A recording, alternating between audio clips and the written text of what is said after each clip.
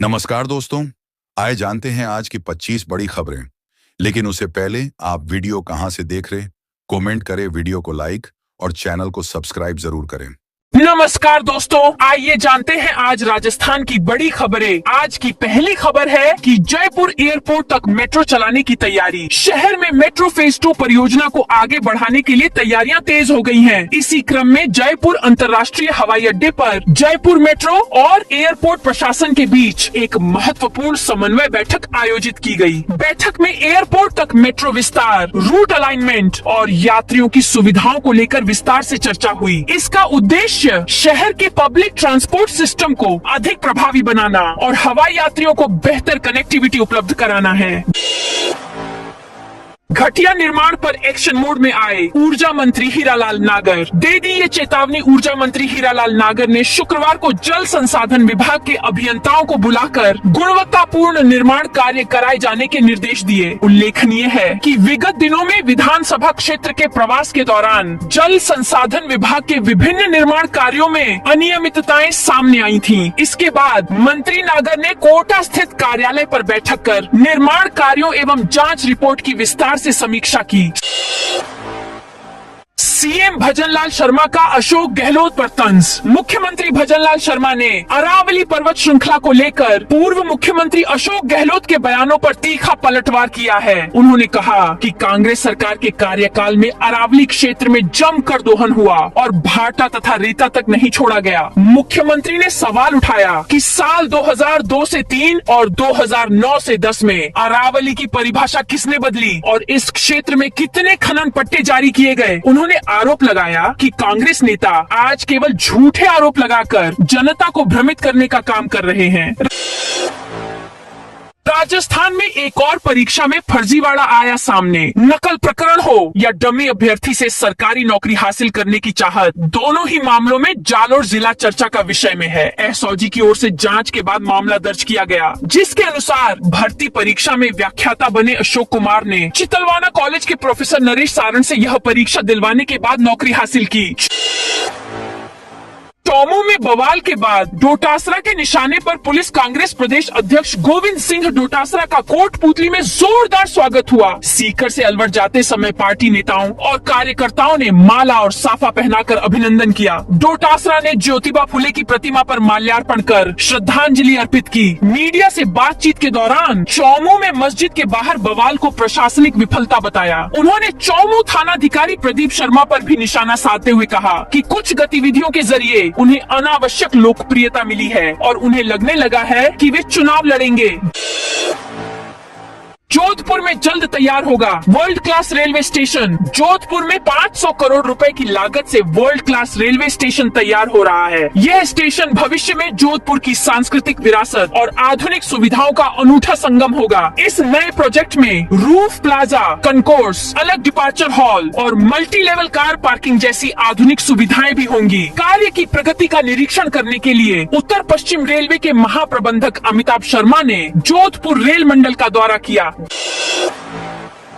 दिल्ली से अलवर की राह होगी आसान। दिल्ली से अलवर की राह जल्द ही और भी आसान हो जाएगी और 117 मिनट में यह दूरी पूरी हो सकेगी। National capital region planning board की RRTS परियोजना के तहत अभी दिल्ली गाजियाबाद मेरठ कॉरिडोर पूरा चुका है। राजस्थान के मुख्य सचिव वही श्रीनिवास ने शुक्रवार को अन्य राज्यों के मुख्य सचिवों के साथ इस नमो भारत रैपिड रेल का सफर किया। दिल्ली अलवर कॉरिडोर की शुरुआत वर्ष 2027 में होगी।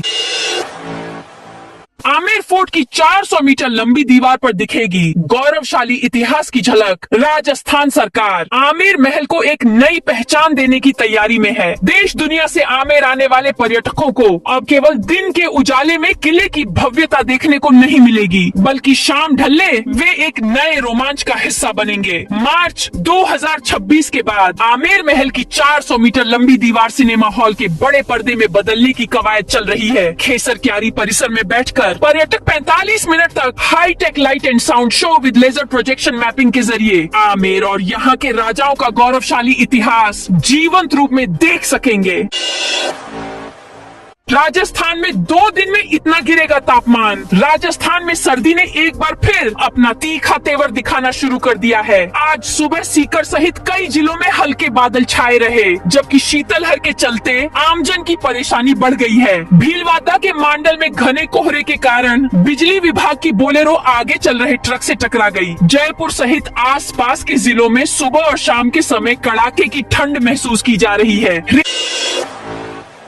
रेलवे का फैसला, बड़ा रेल हब बनेगा। जयपुर रेल यात्रियों की लगातार बढ़ती संख्या को देखते हुए भारतीय रेलवे ने राजधानी जयपुर को बड़े रेल हब के रूप में विकसित करने का निर्णय लिया है। वर्ष 2030 तक जयपुर में ट्रेनों की ओरिजिनेटिंग और हैंडलिंग ऑन ऑपरेशन क्षमता को मौजूदा स्तर से दोगुना करने का लक्ष्य तय किया गया है। मौजूदा टर्मिनल स्टेशनों पर सुविधाएं विकसित की जाएंगी और नए टर्मिनल स्टेशन भी बनाए जाएंगे, जिससे यात्रियों को बड़ी राहत मिलेगी।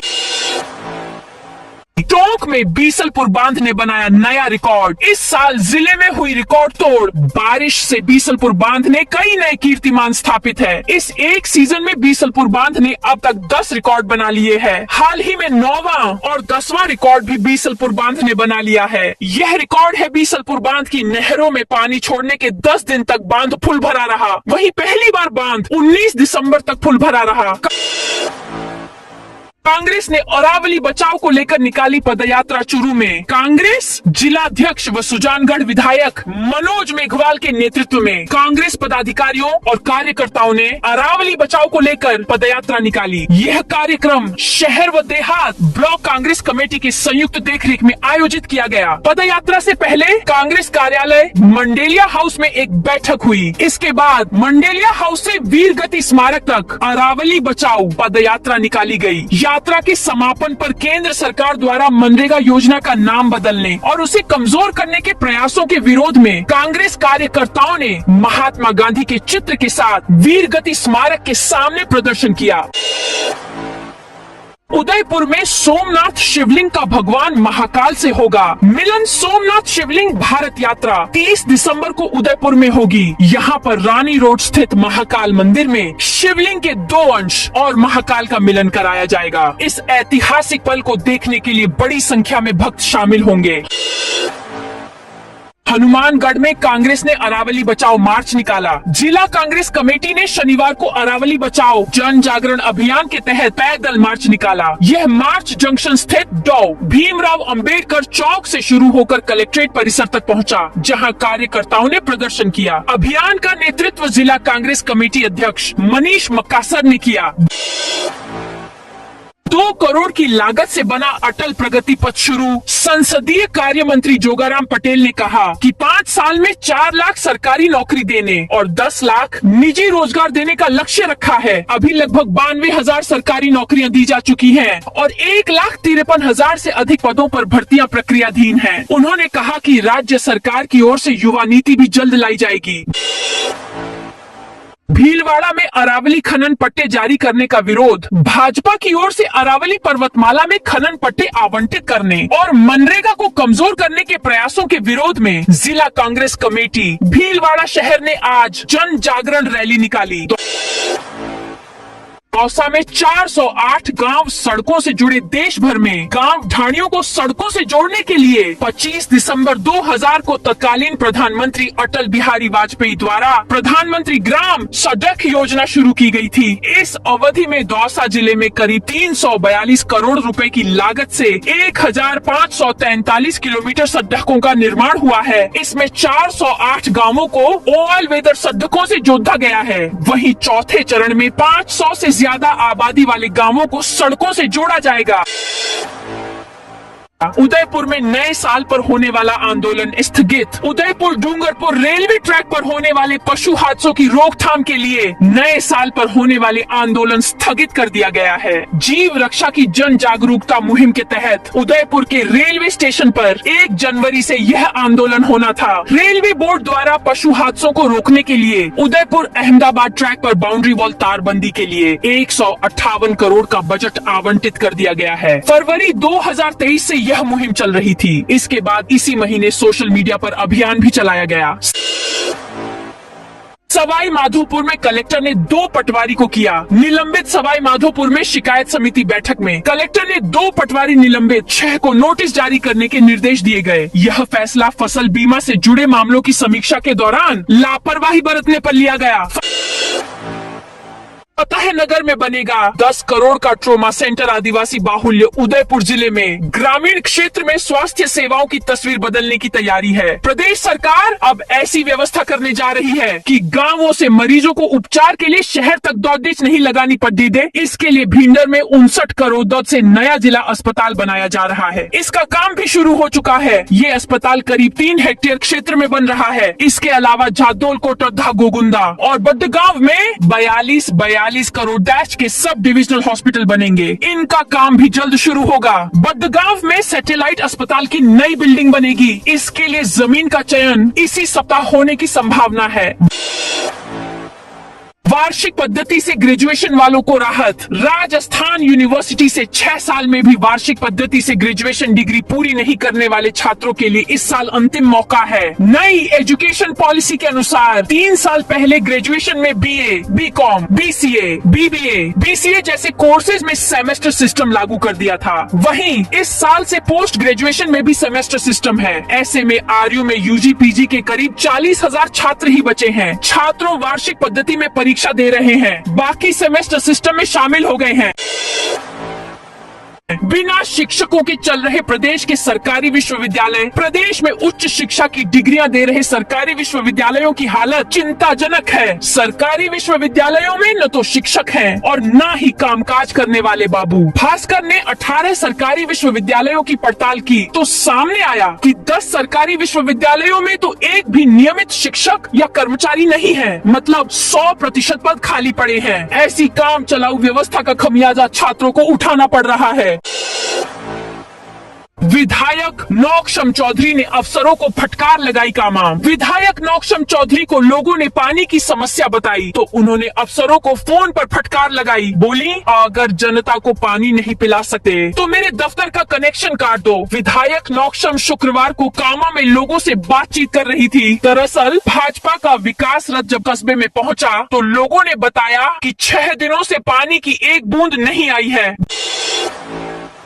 ग्रामीणों को गालियां और धमकी देने वाला ठेकेदार गिरफ्तार। बाड़मेर जिले के शिव विधानसभा में हुए ठेकेदार और ग्रामीणों का विवाद बढ़ता जा रहा है। ग्रामीणों को गालियां और धमकी देने वाले ठेकेदार भवानी सिंह के खिलाफ शिव थाने में मामला दर्ज करवाया गया है। वहीं समाज के लोगों ने शिव थाने तक पैदल मार्च निकाला और कार्रवाई की मांग की। लोगों ने फर्म को ब्लैक लिस्ट करने की भी मांग की है। इधर विरोध बढ़ता देख ठेकेदार भवानी सिंह ने वीडियो जारी कर गांव और समाज के लोगों से माफी भी मांगी है।